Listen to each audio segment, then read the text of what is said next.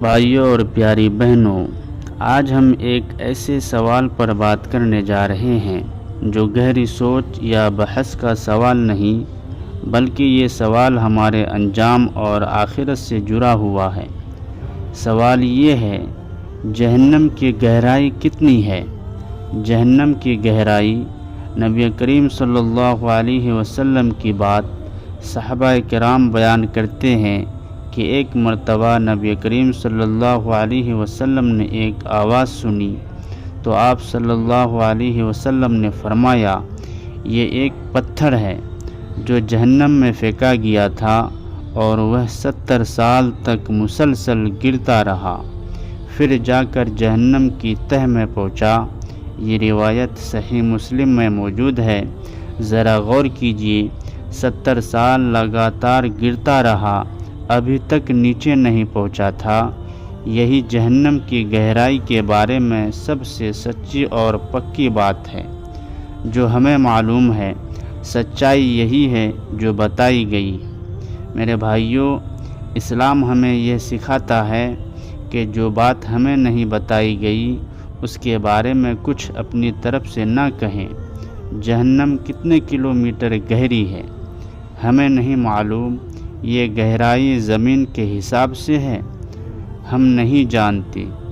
وہ 70 سال کیسے ہوں گے، اس کو واضح نہیں کیا گیا، اس لیے اہل علم کہتے ہیں ہمیں اتنا ہی ماننا ہے جتنا نبی کریم صلی اللہ علیہ وسلم نے بتایا۔ جہنم ایک ہی جگہ نہیں ہے۔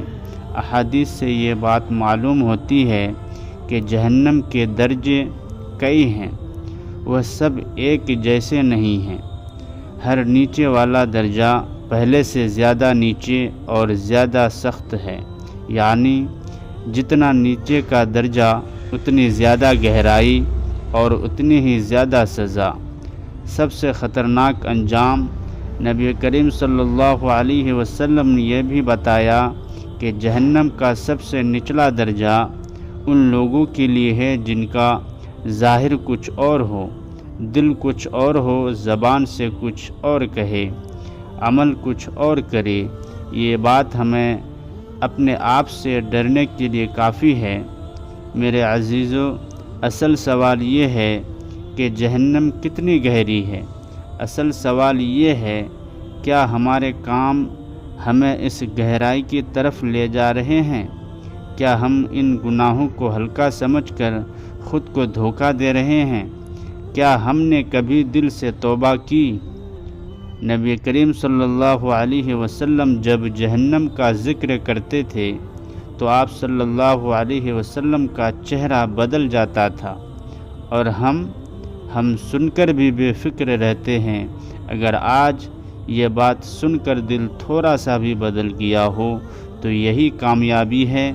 گناہوں سے رک جائیں، توبہ کو اپنی عادت بنائیں اور اللہ سے پناہ مانگیں۔ اے اللہ، ہمیں جہنم کی اس آگ سے بچا لے جس کی گہرائی کا ہم اندازہ بھی نہیں کر سکتے۔ آمین یا رب العالمین۔